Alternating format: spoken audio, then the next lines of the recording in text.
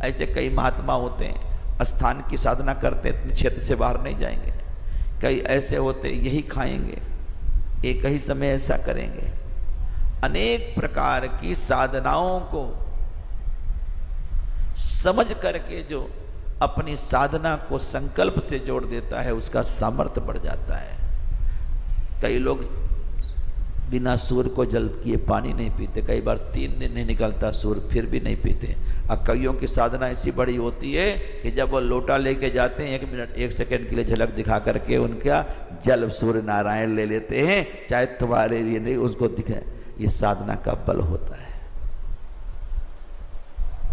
तो यहां पर बताते हैं कि ऐसी अद्भुत स्त्री थी वो। और वो थी कौन पता है? कालनेमी की बेटी थी।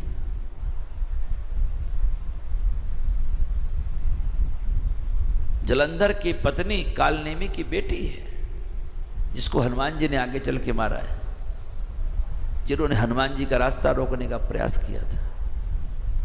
ऐसी साधिका थी। उसका पिता भी बड़ा ऊंचा साधक था, बेशक राक्षस था, लेकिन साधना थी उसकी।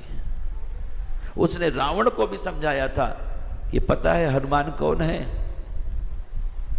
पवन पुत्र हैं, रुद्र हैं, जिनको कोई रोक नहीं सकता, और आप मुझे रोकने के लिए कह रहे हैं। जिसको इतना पता था कि मैं असफल हो जाऊंगा, जिसको इतना पता था कि हनुमान का सामर्थ्य क्या है, उनकी बेटी थी ये।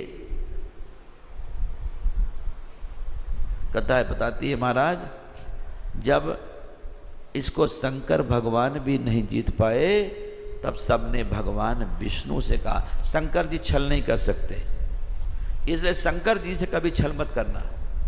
रामायण में लिखा है बिनु छल विश्वनाथ पद नेहु, राम भगत कर लक्षण एहु।